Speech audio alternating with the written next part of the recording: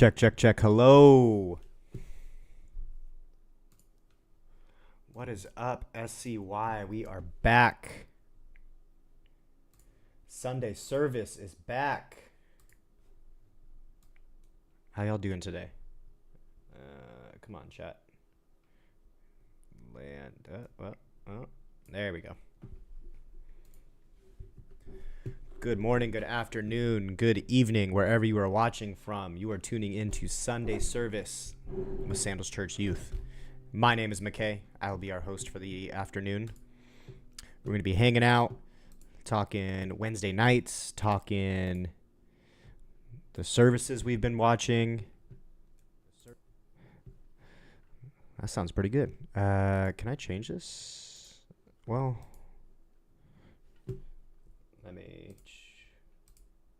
can I change this to just chatting on here?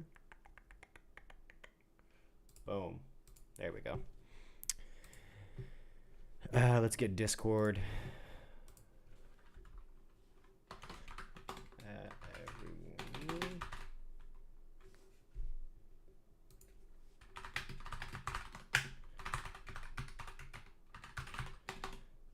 Sandals Church Youth.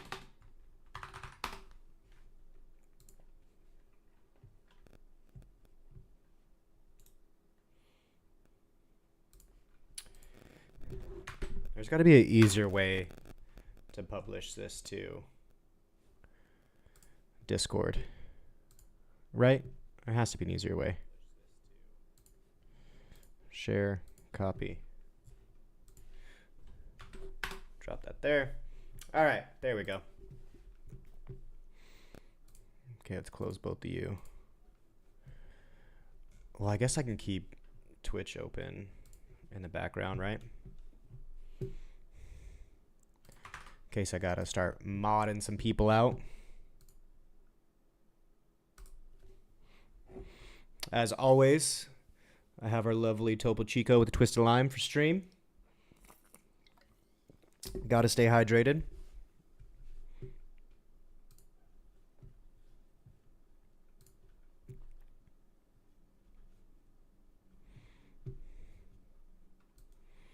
Let's put this over here. We got our stream manager. We got our OBS going. We got everything. We got everything. How you guys doing today? I need to figure out what's a better placement for this. Is over here better? If I lean this way? I'm usually leaning this way, so I guess that works, right?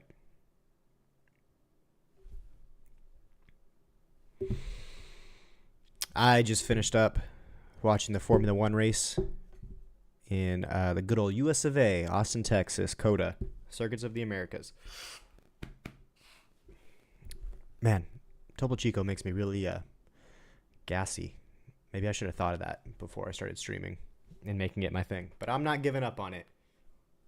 Don't let anyone tell you any different.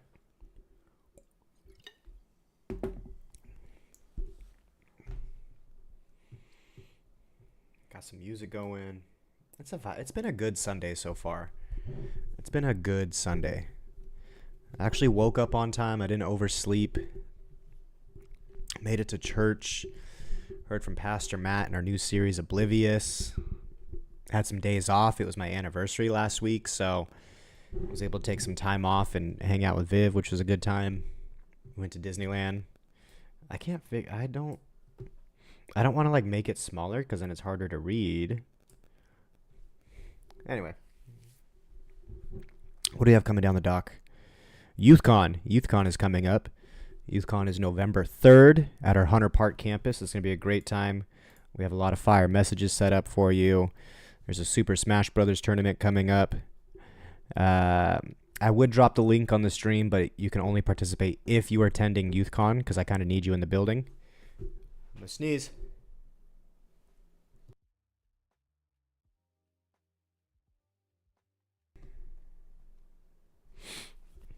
But YouthCon is coming up. If you haven't signed up, sandalschurch.com/YouthCon. I'll drop it in the chat. Let's see. Sandalschurch.com/YouthCon. Sign up. It's going to be a good time. I'll be there. You can come hang out with me. I'll be running a Super Smash Brothers tournament. Like I said, if you can't make it, I'll be streaming that tournament. So jump in with us, watch online. I'll be chatting and interacting with everybody. It's going to be a good time. It's going to be a good time. What else we got? Wednesday nights are coming up. This Wednesday is the last Wednesday of the month, which means each campus is going to be doing a live teaching. So if you're close to a campus, that'd be a good night to roll through. If you're still a little like, I don't know if I want to hit a campus yet, it's okay. I'll be making a video for the online platform. That'll go up on Wednesday evening. Jump into it. Let me know what you think. Yeah. I'm just trying to kind of vibe out today. Let me turn this. There we go. A little later, we'll play some Apex probably. I got some good Apex time in over the weekend. Got one win, so I'll take that. Got one win. The other games were just, kind of getting the rust off all the old joints. But I've been having fun with Apex again.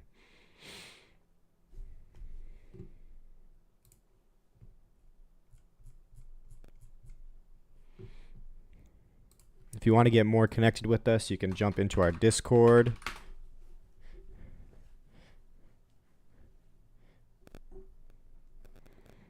It's a pretty cool place if I don't say so myself. But I also kind of helped. I didn't build it. I took it over from somebody. But I'm trying to revamp it. It looks like we got some good chats going on in there.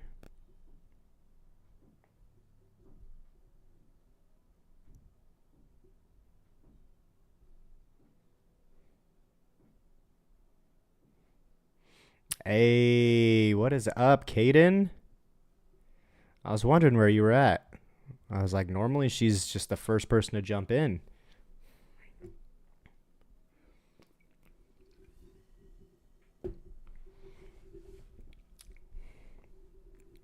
We will be playing Apex later. Maybe Fortnite if enough people jump on. But if you want to play, you can add me on Xbox or Steam, Hedgelord3000. Hey, a 5 a.m. call time? Whew. That is tough. Was it like entirely for all of the like light setup and everything? The whole production stuff?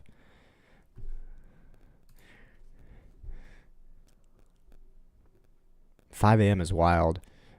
Especially if you hit that 5 a.m. with no coffee.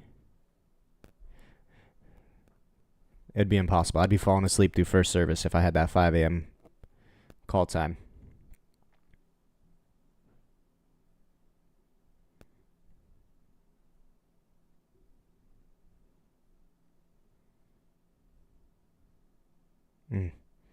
Lo-fi on Sundays is just such a vibe. You know what I mean? Never get tired of it.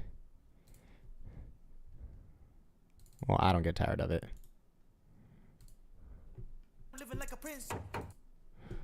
How do I gotta stop it from like automatically starting up, because that bumps in the eardrums. That bumps in the eardrums for sure. It's because Thursdays are normally our practice days, but it was team night and it was an acoustic weekend, so they take. Oh, that makes sense. That makes sense. Team night looked like it was pretty fire. I'm not gonna lie. Team night looked like it was a good time. I saw a lot of posts on Instagram about it. Looked like all the campuses were having fun. An acoustic set makes me think that it would be less to set up, right? Or is it more because there's less, like, I don't know, power to run to it? Is it just a harder dynamic to set up?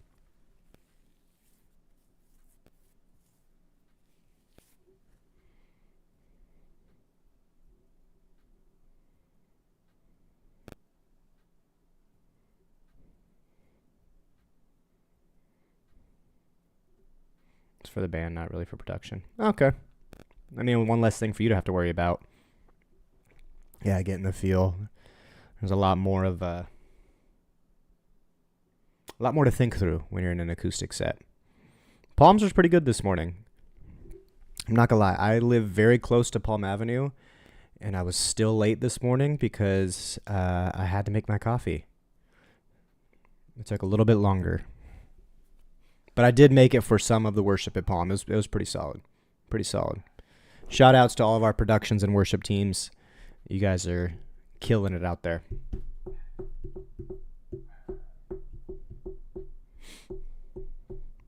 Hey, what's up, Nug? How you doing today, my friend?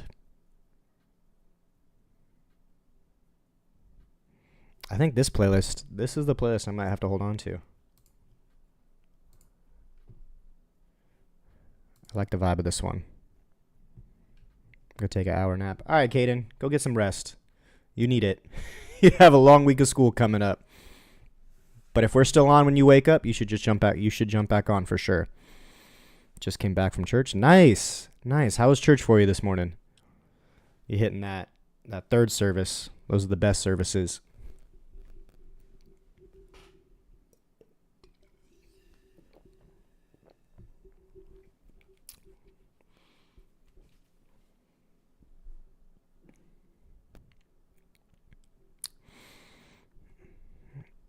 If you're just tuning in, this is Sunday service with SCY. Very shortly here, I'm going to start up. We have a video from Justin Knowles, our network youth and family ministries director. He brought a great word on sadness and disappointment. We're going to watch that. We're going to talk about it a little bit, and then I'm going to jump into some Apex later today. Hopefully the title's updated. On OBS, it keeps saying R6 with Dean, but that's not what we're doing today. I wonder if Dean's going to keep playing R6 now that Spider-Man's out. That's the real question. It went well, but I went to a different church today, though. Oh, that's tight. That's cool. I'm glad you still enjoyed it. We're not gatekeeping churches out here. As long as you're getting fed the word, I'm happy about it. All right. Let's jump into this message from Justin. Pause my music there. I'm going to turn off my camera so that there's full view of what's going on. There we go. Disappeared just for a little bit, but I'm still here. I'll be in the chat.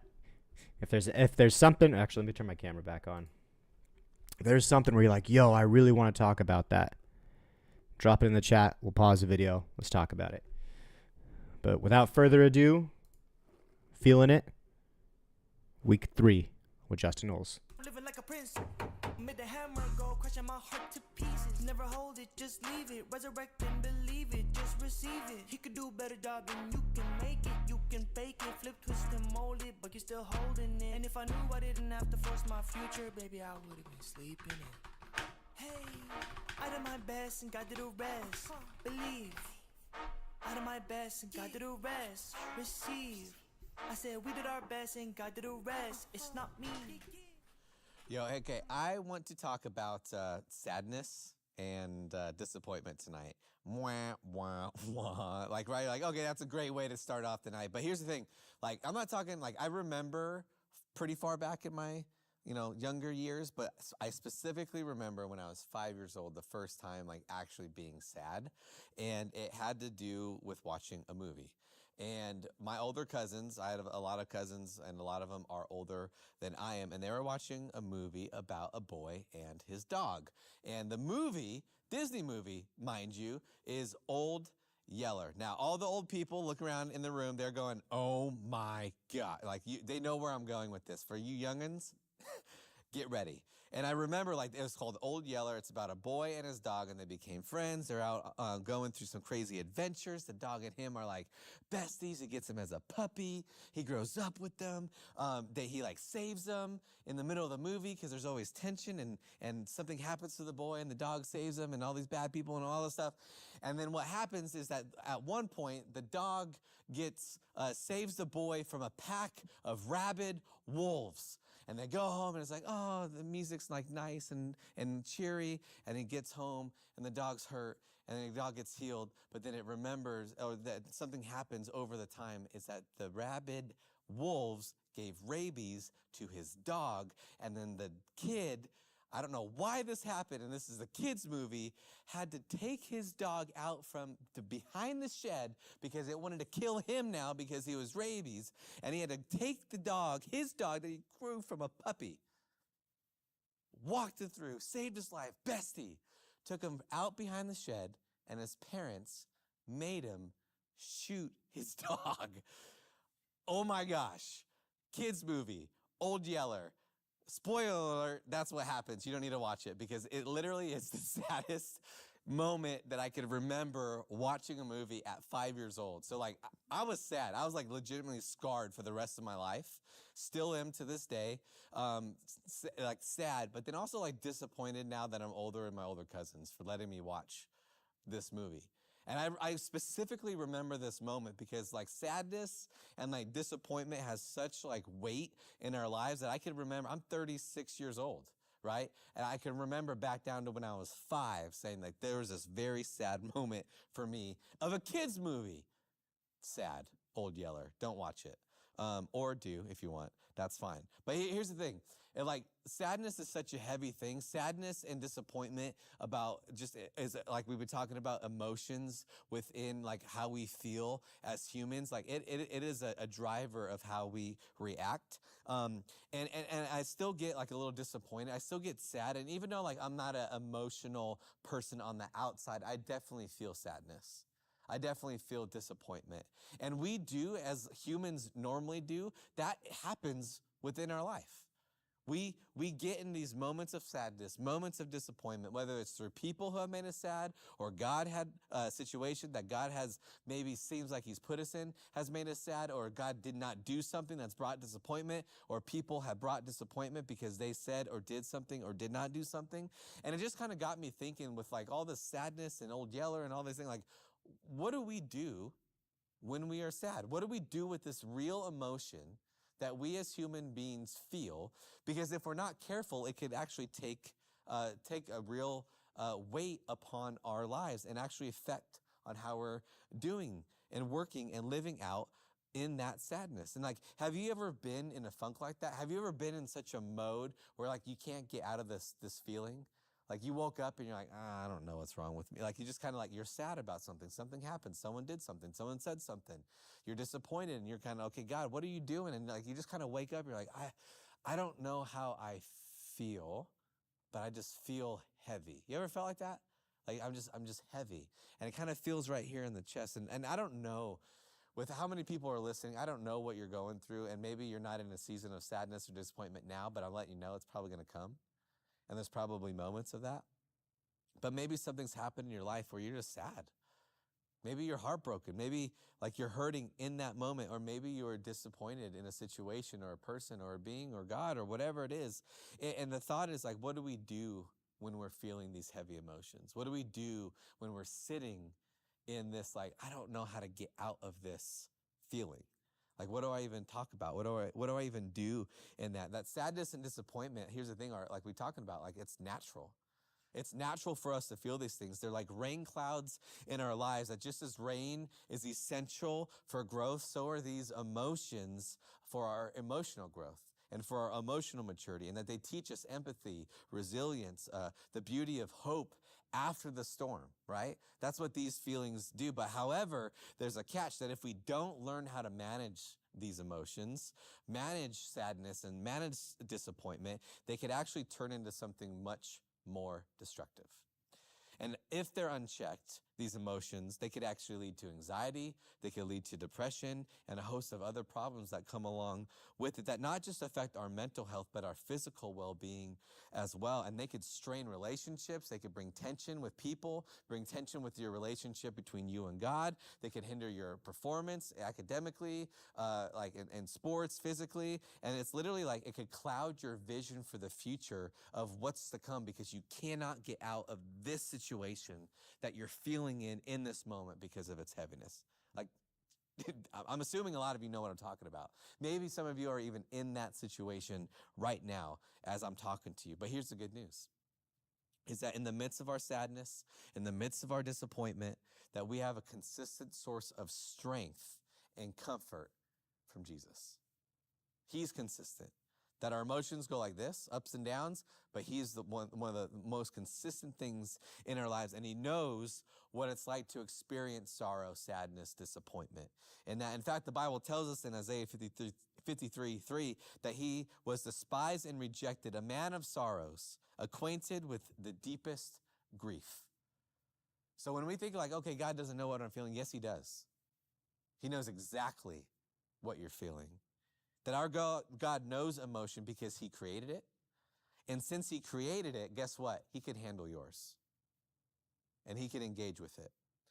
And so listen, I want you to know this, because I think that if we could wrap up the whole thing, and we're going to be diving through Psalm 77, is that a feeling of deep sadness can lead to a deep relationship with God. That a feeling of deep sadness can lead to a deep relationship with God. See, I want you to think of a time where maybe like when God, or at least on some level, has let you down. Maybe you don't like a life circumstance. Maybe you don't like what's happening right now, and you can't get out of that funk. You have that rain cloud, the perpetual rain cloud just over your head, and you're just sad and disappointed. Maybe you prayed specifically for something to happen. You believed to your best of ability that God would do it, but he didn't. Maybe you felt close to him at one point, but now all of a sudden you don't. Maybe you know someone who used to be strong in their faith, and now they totally walked away from it, and you're not sure why or why God would let that happen. Maybe you're just reading some things in the Bible that you don't seem to match up with what you actually believe, and they're wrestling with that. And man, there's just like a lot going on. Maybe there's something that someone did to you, said something to you, or whatever it is that you just kind of are in this funk, and you're like, man, I'm just sad. I'm broken, and I don't know what to do to move forward. See, most of us get the idea, especially if you're growing up in the church, is that expressing disappointment with God is wrong. Okay, that's not true. It's not wrong. That we say that being sad about something God is doing, or that being sad about a situation because like God is, even though yeah he's in it, it's that's wrong. That maybe we get the sense that it would be disrespectful or selfish in how we're going about something, that because we're just thinking about me and my feelings, that will actually put God to the side in some way. That we actually learn lots of phrases to like sugarcoat how we're actually feeling in our disappointment and our sadness. Like, oh, God's got this. Yeah, I mean, that's true, but that's not helpful. Hey, you know, God's good all the time. I mean, yeah, that's true, but it's like also not helpful. Have you ever been sad or disappointed and someone says that to you and you're like, I'm going to punch you in the face, right? Like, it's true, but it's also like, it's not helpful. And mostly we just learn, and this is the most deafening one, is that we just choose not to talk about it. We choose not to address the sadness, address the emotions or anything. But the Bible is actually full of people who like expressed emotions, who were honest with their emotions, especially to God, and especially in the book of Psalms. If you read the book of Psalms, it's like an emotional roller coaster. There's goods and there's bads and there's frustrations and there's praises and all those things, all of that. And today I want to look at Psalm 77, where the writer, whose name is Asaph, digs deep into how he actually feels about the situation that he's in and that God has put him in and let him be in. And he's experiencing some trials, and he's sad and he's disappointed. And I want you to listen to how he talks about it and how he talks to God. Because here's the first thing as we dive into it is, and how do we process sadness? How do we process emotions and disappointment in whatever situation with God? Number one is this: be brutally honest with God. Be brutally honest with God. We've been talking about this. I hope you're catching a theme in all these things. It starts with, for he made the emotions, be brutally honest with how you're feeling. Because in Psalm 77, look at what it says, I cry out to God. Yes, I shout. Oh, that God would listen to me. When I was deep in trouble, I searched for the Lord. All night long I prayed with hands lifted towards heaven, but my soul was not comforted. Man, have you ever felt that? Do you feel that you've experienced that? And it says, I think of God and I moan, overwhelmed with the longing for his help. Basically saying, God, where the frick are you, God? Where are you? I don't see you. I don't know you. I don't feel you. I'm sad. I'm disappointed. I've searched for you. Nothing. Where are you? Like, can you sense his disappointment in this? Can you sense his sadness and grief in this? Like, look at verse 1. It says, like, what has he been doing? He's been crying out, even to God. But what does the second verse tell you? He says from his perspective that God is not listening to him. Why does he feel like God isn't listening to him? Because verse 2 tells us that when I was deep in trouble, I searched for the Lord. All night long I prayed with his hands lifted towards heaven, but my soul was not comforted. Again, Asaph is praying and reaching out to God, expecting God would bring him comfort in the form of relief in whatever his deep troubles were at that time that he's in. And it appears that God, even though he knows that his trouble is happening, that the power that he would do something about it, he is still not doing anything. Is God helping? I don't know. Maybe, maybe not. Probably, actually, in fact, that he can't just see it or he can't sense it, but Asaph has a sense that God is not helping. And he's crying out to God and being brutally honest, like, where are you? Where are you, dude? Like, where are you at? In verse 7, it says, the Lord has the Lord rejected me forever? Will he never again be kind to me? Is his unfailing love gone forever? Have his promises permanently failed? Has God forgotten the grace to be gracious? Has he slammed the door upon his compassion? Like, these are real questions. He's not letting up on God. Where are you? What's happening? Of all these things not true. And he says, okay, Asaph, how do you really feel? Right? Like that's kind of when I'm reading, I'm like, how do you really feel about God in this moment? Rejected and unloved. And this is beyond feeling not listening to. This is sadness. This is straight up disappointment. In Psalm 77:10, it says, and I said, this is my fate. The Most High has turned his hand against me. So he's just going, God's left me. God's gone. I don't feel him. In his honest soul searching, Asaph let the waters of disappointment dig and dig down into the depths of how he feels. That God has not just listened to him, but he has not loved him, and he's actually turned against him. See, here's the thing. Being honest is the first step into going into a deep relationship with God. That being honest, you have to first be honest in order to go deeper with God. And this is Asaph's reality, is that where he's really at, he's being brutally honest with where he is and how he's feeling, and he's giving it to a God who could take it. The second thing is this, is that if we want to process sadness and disappointment, not only do we have to be brutally honest, but we have to remember God's faithfulness. That we could feel all the feelings, but it's a great thing when we could remember what God has already done. Because look what it says, when it gets down to those, into the depths, look at what he says. He said, here's what happens. Psalm 77, verse 11. It says, but then I recall all that you have done, O Lord. I remember your wonderful deeds of long ago. They are consistently in my thoughts. I cannot stop thinking about your mighty works, O God, that your ways are holy. Is there any God as mighty as you, that you are the God of great wonders? You demonstrate your awesome power among the nations. By your strong arm, you redeemed your people and descendants of Jacob's and Joseph. See, the psalmist, what he's doing, he's like, hey, I might be feeling sad and disappointed in this moment. But, God, I remember what you've done in the past. I remember what I've heard about you. I remember what I've done, what you've done for me. I remember what you've done to my people. You have proven over and over and over again that you have been faithful in the past, and that even though my feelings are that you're not here now, I'm going to believe that you're going to continue to be faithful in the future. It's part of getting out of the bucket of emotions and sadness and disappointment is remembering in the past what God has done. Because we're so focused on this that we tend to not focus on the past. And when we get out of that mindset that sticks us into where we are now that we can't get out of, and we remember what God has done, it helps us like, okay, God, you are faithful. You are good. You haven't really left me because you didn't leave me then. And actually can look back and look at you now and put that into my situation at the moment. That one of the best things that we could do to grow deeper in our relationship with God is to remember what God has already done in your life. That I bet if you were to look right now, right, just take a moment. If you were to look back at your life, you could begin to pinpoint where God has shown up in your life in the past. And you can be sure that he's going to be showing up now. That whether you feel it or not, in the midst of the sadness, in the midst of the disappointment, whether you feel it, God is working and he is moving, because he is always working and he is always moving, whether we feel it or we don't. That throughout the psalm that there's this underlying message that God's character remains the same. Even though our emotions are crazy, ups and downs, God's character is constantly the same. And he is faithful. He is holy. He is great. He's unchanging. And even in the fact, in the facing of our doubts and disappointment, God's remained steadfast and reliable.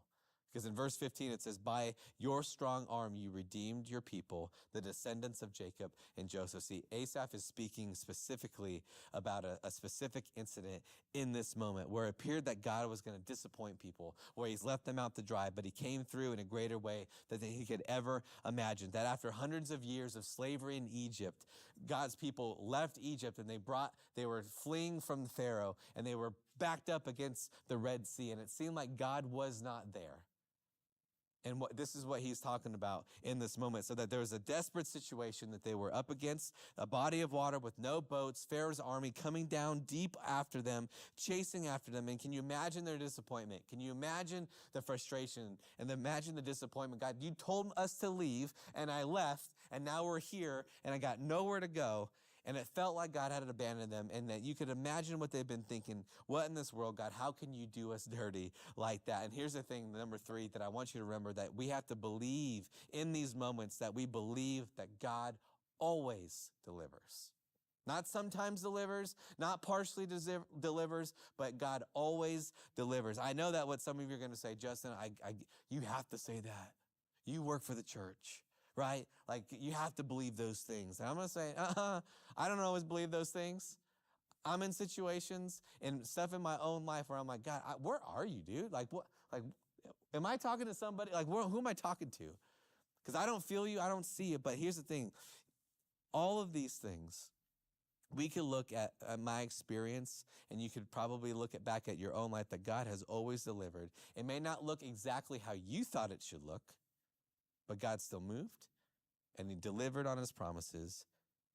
Because when I look back, that's exactly what he does. Because look at what Asaph recalls. When the Red Sea saw you, O God, its waters looked and it trembled. The sea quaked to its very depths. The clouds poured out the rain. Thunder rumbled in the sky. Your arrows of lightning flashed. The thunder roared from the whirlwind and the lighting up of the world. And the world trembled and shook.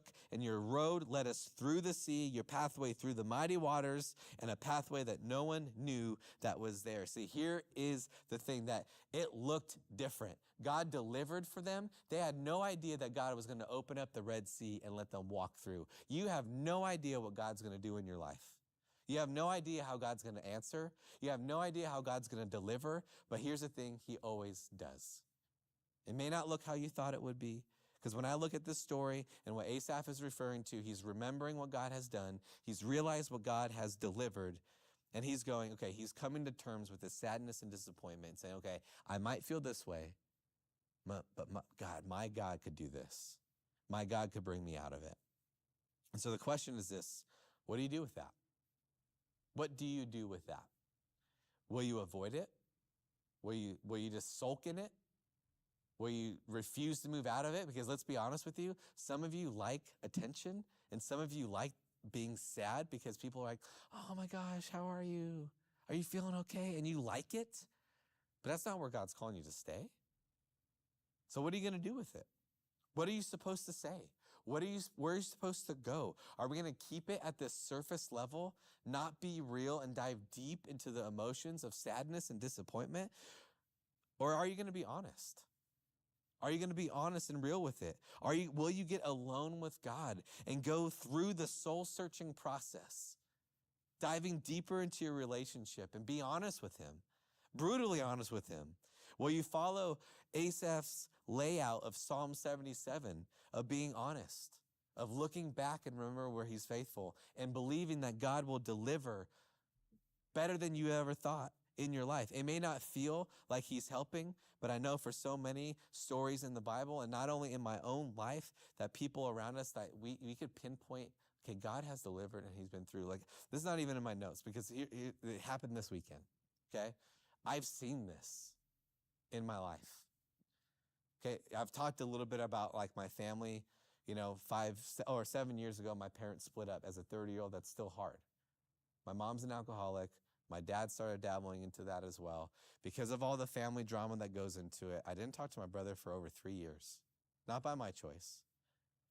My sister moved away because she didn't want to deal. I was in a deep sadness about the situation that I was in. And I'm just going like, God, I'm in ministry. Like, I work for you.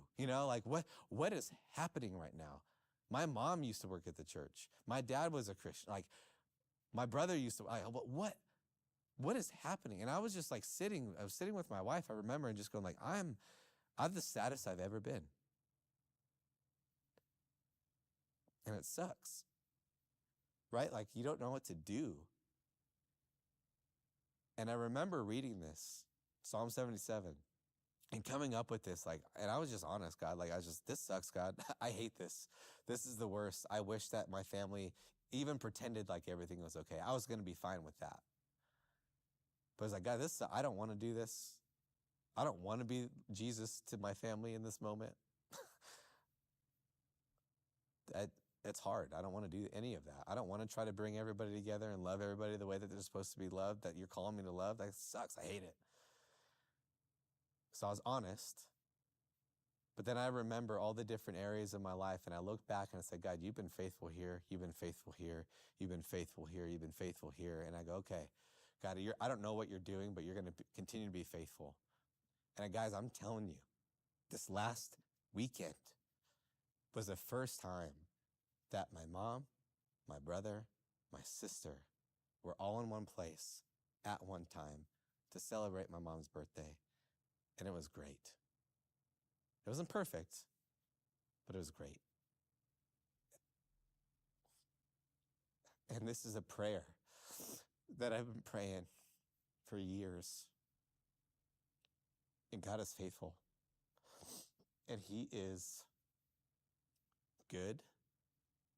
And He is reliable. And so I want to challenge you, as I've experienced on myself, is that a feeling of deep sadness can lead to a deep relationship with God. Because I could tell you and look at you in the face in this camera and say, you know what? I've dove in deep into this sadness, but it's made my relationship with God that much stronger because I've seen Him in action in my own life. And so for you, as we kind of wrap up our time, I just want us just to take a few moments just to sit silently, awkwardly silent with everybody, and just ask God, what's one way you felt disappointed or let down, either by God or by people, and just sit in that for a second. Be honest with Him, okay? Just sit right now.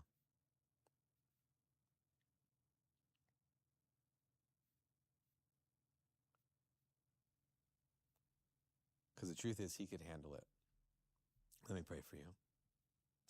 God, if we're being honest, that there's times when all of us wonder and question if you're really there and if you really love us and if you're really working. And I know that you have the power, all the power in the universe, that you care so deeply for every single one of us listening. That there's so many times when we experience in our experiences that don't seem to match up with what we actually believe or what you're doing. But God, help us be honest with you. Help us trust you. Help us so that we can handle our emotions and our sadness and our disappointment. That we could be brutally honest with you and that you could take it. Help us do the soul searching that's needed into that deeper relationship with you. God, I pray that anyone if we're stuck in that sadness, if we're stuck in that disappointment, that we get rid of any false expectations of you, that we replace them with what we know to be true about you and your character, that who you really are. And I thank you that you are good and that your love is absolutely unfailing and that you will never, ever in the end let us down. God, we pray this in your name. Amen.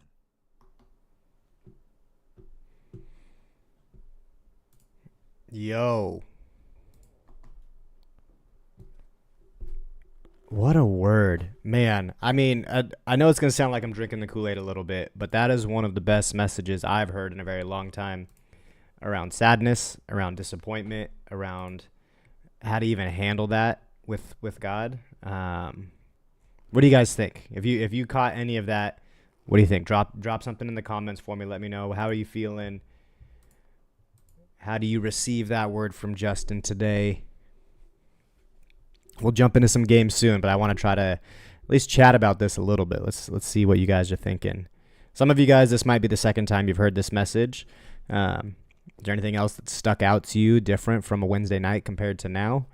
Man, that was a great message. I led with kind of in that pause at the end, that little moment of silence is I have felt over my many years in the church, have felt a lot of disappointment in how Christians have treated me at different seasons of life. And the truth of the matter is Christians are still people. They're sinners that need saving. And as much as we try to follow Jesus and act the way that he does, sometimes it doesn't always work out like that. And so I've had to wrestle with, like, how do I handle those disappointments I've had in people in my life that have hurt me, that I still see at church every day. And I wish I could say that it's like all gravy. It's good. There's, a covering of forgiveness, but there is forgiveness, but sometimes those relationships don't always work out the same way that they did prior to the hurt. And that's something I have to take to the Lord every day of, like, hey, I'm sad that this relationship is not what it once was, but there's been forgiveness, there's been reconciliation, and sometimes that just means there's two different paths for those friendships. And that's something I'm wrestling through now. So, man, good word. If you were just tuning into the stream, this is Sunday service with SCY. We just wrapped up our message from Justin. Justin Knowles, our youth and family ministries director. He brought a great word for us today. If you missed the video, you can head to our YouTube. It is live on our YouTube channel, Sandals Church. Or is it Sandals Church Youth or Sandals Youth? Sandals Church Youth. It is live, and it's titled, Does God Care About My Disappointment? Highly recommend checking. Actually, let me click that there. Drop it there. If you missed it. If you didn't, what do you think? We're jumping to Apex pretty soon here, but Apex Legends. I should probably grab my controller.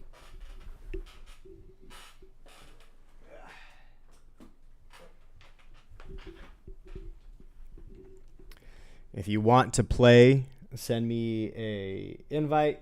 My username is Hedgelord3000, HEDGE Lord 3000.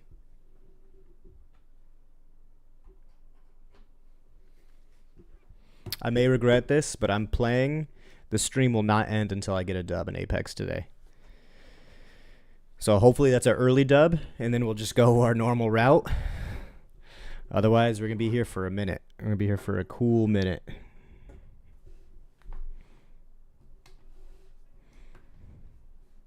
Get some lo-fi going while we play a shooter.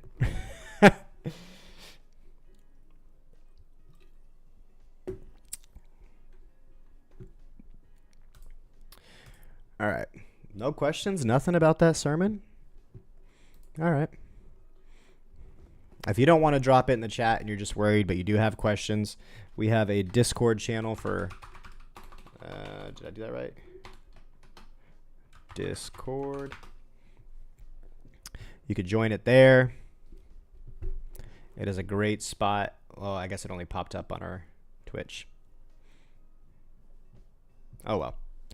It's a great spot to hang out, meet other SCY students, interact me, hang out. It's just a cool spot. Did I say hang out enough times? I don't think so. It's a cool spot to hang out.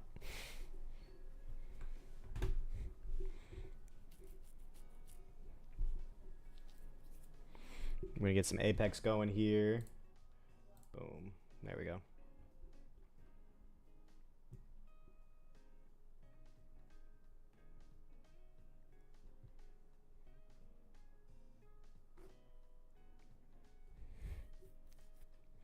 Has anyone actually gotten the Steam Deck?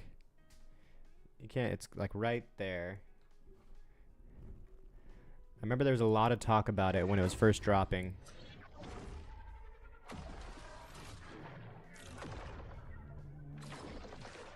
But I don't know if it was like actually worth the hype that was leading into it.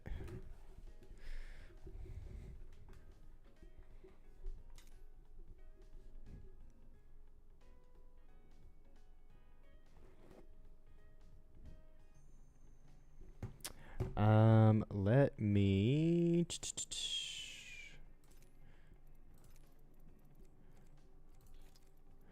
Master volume.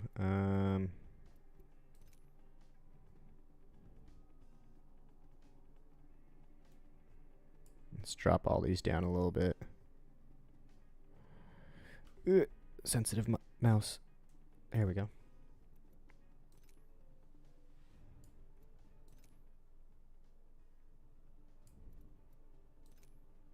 Bring this up a little bit. Well, I guess I could just boost the master volume, right? There we go. Still trick or treats, yep. All right. First match, let's see how this goes.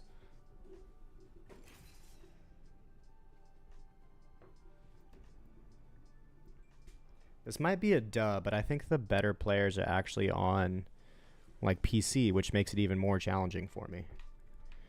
I wish I had all of my...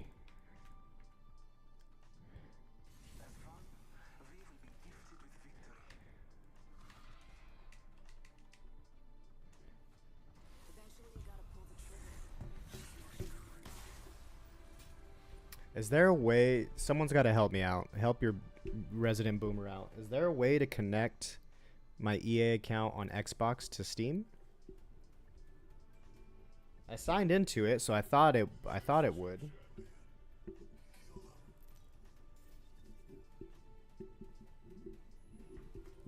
we go. All right, here we go.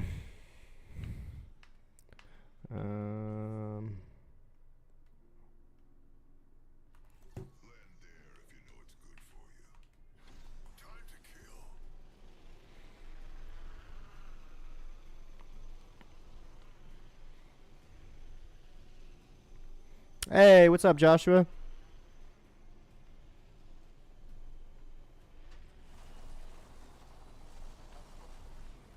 It was a bad land.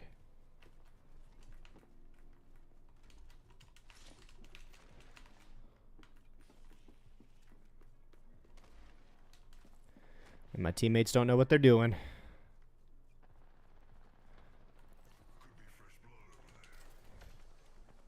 That was a bad land. That was a really bad land on mine. And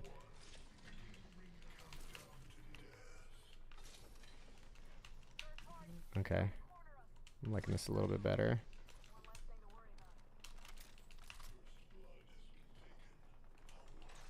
Our teammate bounced.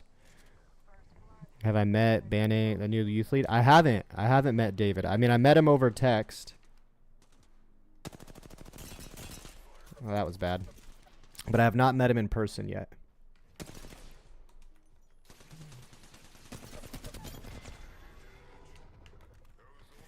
Alright, this is bad.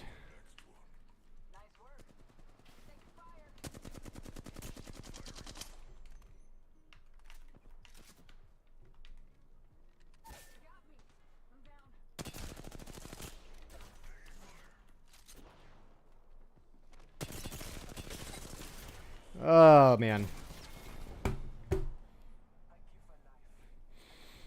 Oh, that's tight. So now you got the in with the new youth lead. That means you could basically get away with everything.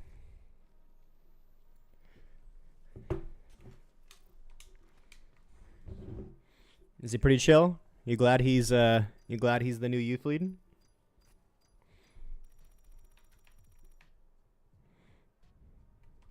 You gotta invite him into Discord. Send him that invite link. New season starting soon.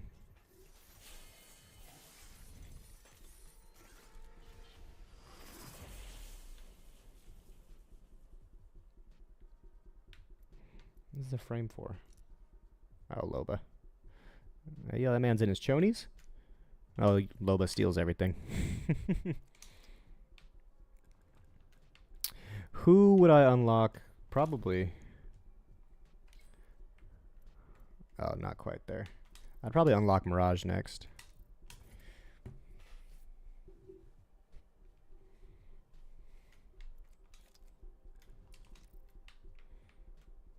I'll be back in 20 minutes. All right, man. No worries.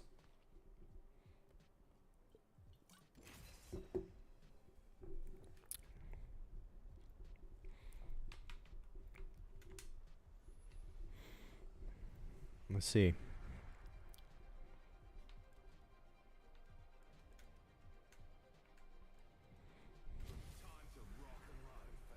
Time to put some lead downrange.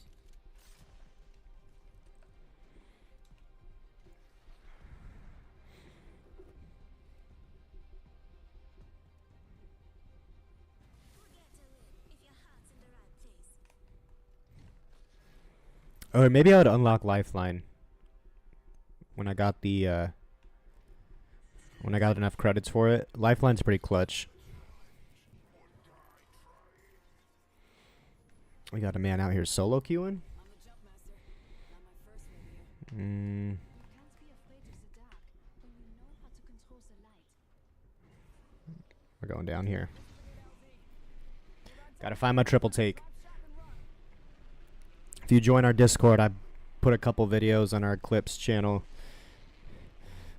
I mean, they're not like amazing shots, but there's some pretty clutch shots with the triple take in there. There we go. Watch it. Hostile landed near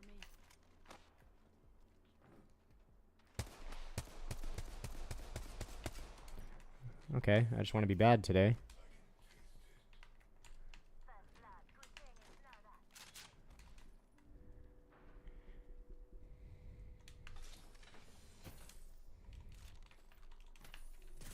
Whoa, whoa, whoa, whoa.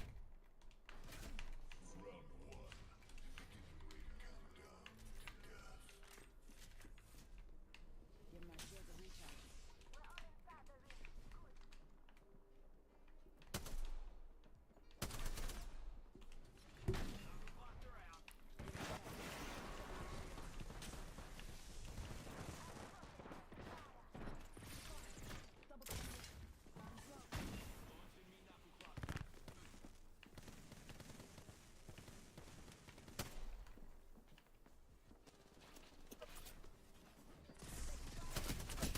Oh, are you kidding me? There's no way. There's no way I got hit that quickly. That was a bad play in general.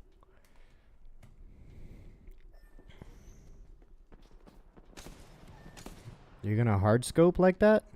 I have no right to talk, honestly. Yep, that's it.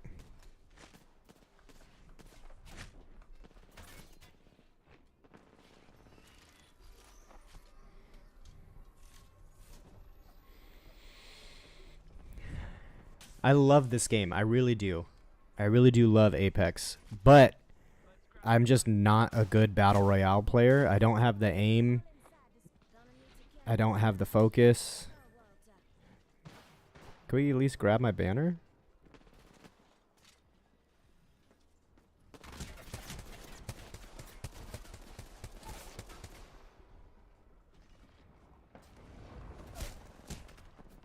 L. Yep. Alright, it's okay. We're getting the bad games out of the way. We're getting the bad games out of the way to get the good ones rolling. You know what I mean?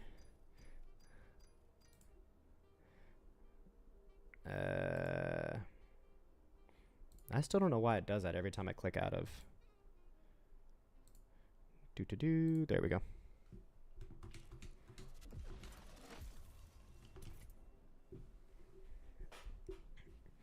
Oh my gosh, Harry Kane was playing with us?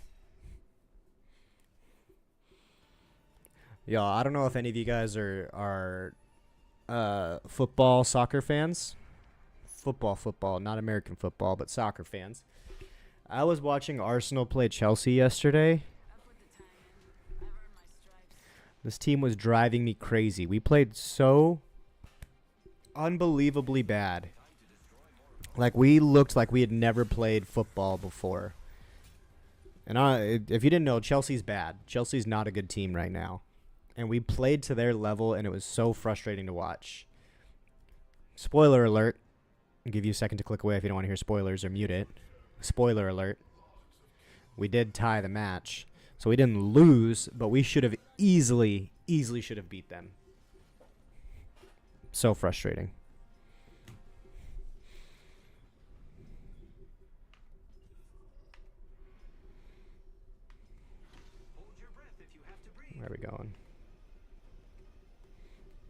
landed in here in a long time.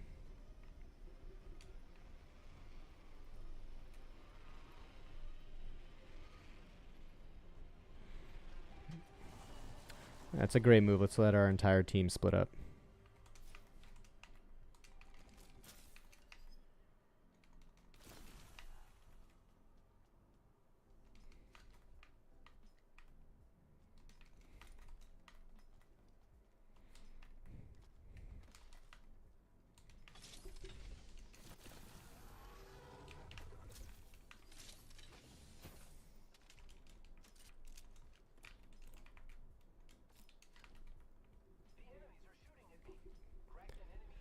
I'm not surprised.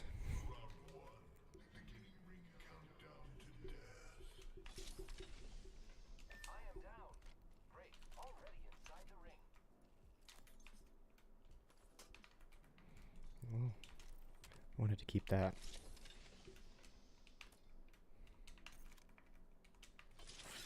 Really disconnected that quickly? First blood. Tastes like victory.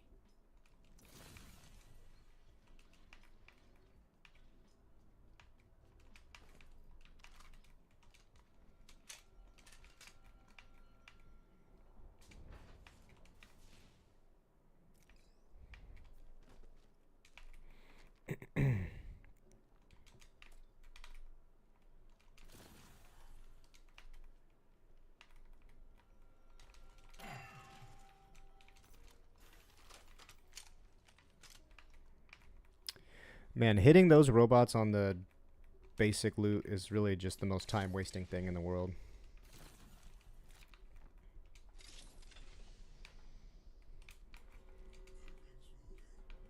It's my teammate. Alright.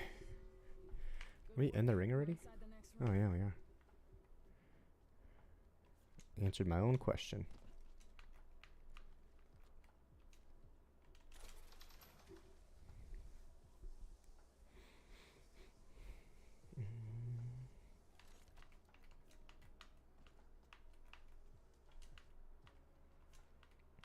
This is probably where they landed. Where did the guy go that he was fighting with? Maybe over there? Let's reposition there. I have no idea where that person was even fighting.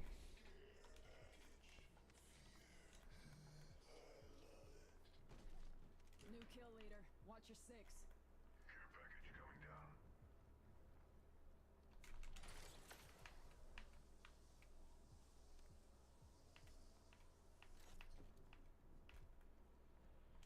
Oh, yep, they're there. Materials.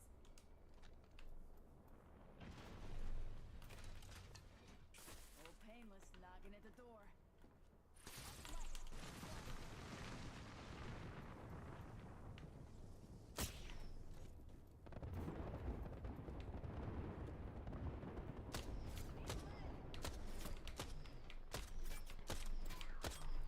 All that confidence. I was talking with triple take and I miss every single shot.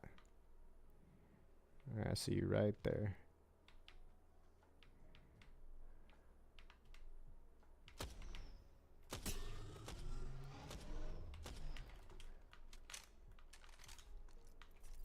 Give my shield to reach out.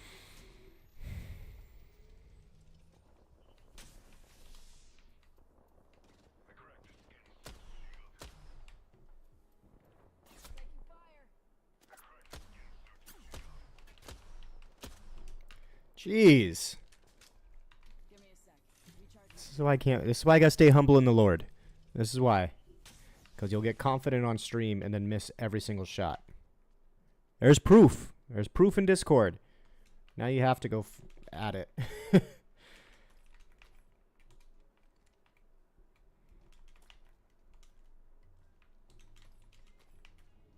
Alright.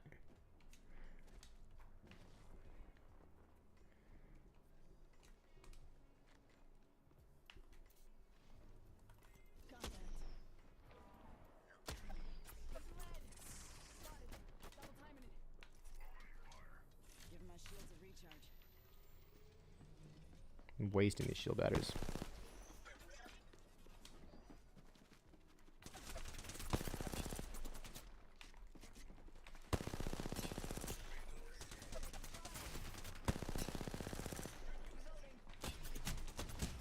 Ah! Have to go for a sec. No worries, man. You know where to find us. Oh, you had to go. Yeah, no worries. I'm just out here being bad at Apex again. After all that confidence I talked.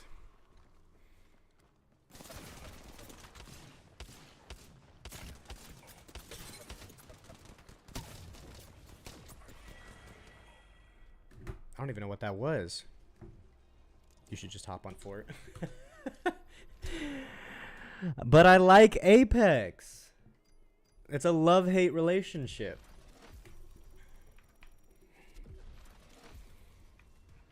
I love to hate this game.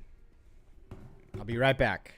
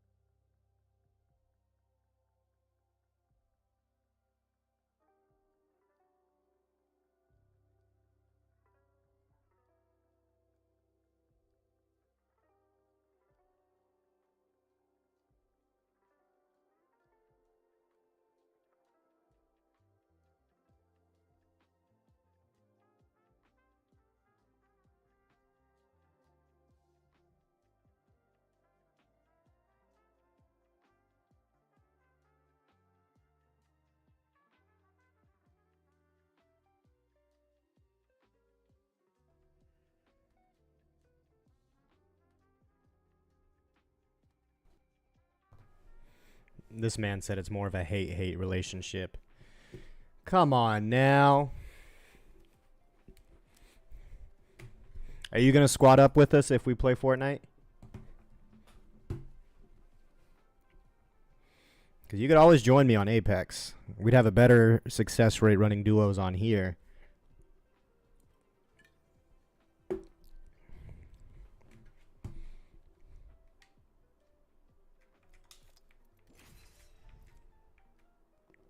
Yeah, for sure. I hate Apex. Why do you hate Apex? I know it's kind of like a hot topic in the world of, in the gaming world. Have they made the best changes in the world? Probably not. Do I still thoroughly enjoy this game? Yes. More so because they've brought back like Olympus and World's Edge and some of the smaller maps. Those are fun because I can at least just jump in, maybe get a couple good fights in before I die. But with like the massive maps, I'd be running around for 10 minutes just looking for somebody. And then I would get, you know, one clipped. And I was like, this is pointless. Simply just a terrible game. What makes it terrible, though? Like, that's a genuine question. What actually makes Apex a terrible game? Because it doesn't feel too different than a lot of other battle royales.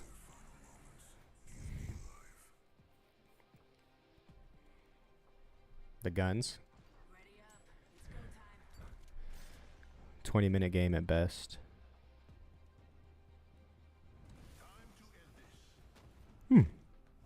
So it's more the gun layout than anything else. I'm guessing you're not a Titanfall fan either, since this is like they're within the same world technically.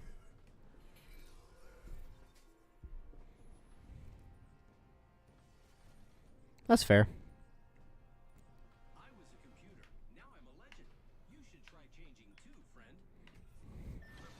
Let me play this until like at least 3:30.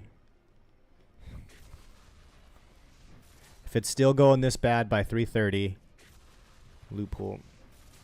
I don't know.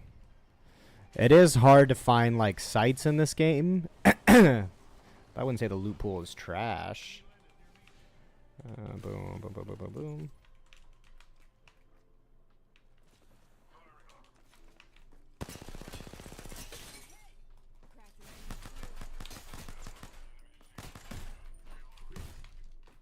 Oh, this is... I'm straight up just embarrassing myself in this game. I swear I'm not this bad all the time. I had great matches on Friday and Saturday when I was playing. I deleted Apex out of pure rage. I feel like I am not giving this like a fair chance whatsoever. I swear I'm better than this. I don't know if my control, like, is just playing controller on PC that much of a disadvantage? No, I'm about to get respawned. See? I'll probably die again, but...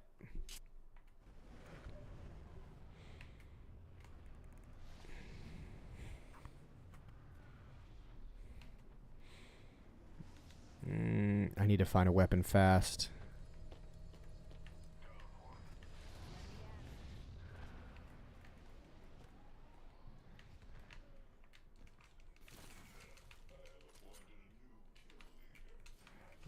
Sniper's useless to me right now.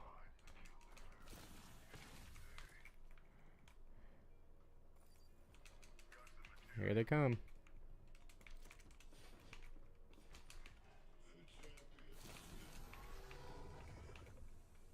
Champions up. Thanks.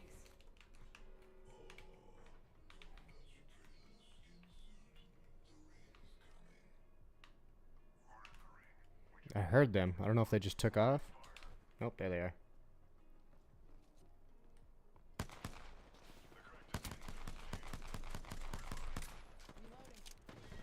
Just gave up on life.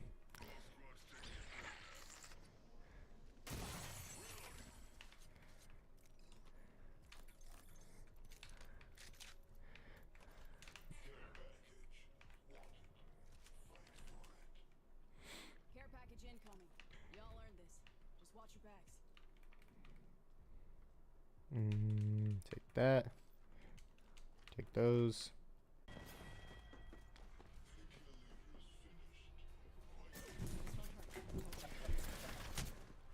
Oh, thank you, OBS, for finally reconnecting. Reload. It's hot. It's really, really hot. There we go. Are we back? Is the stream working again?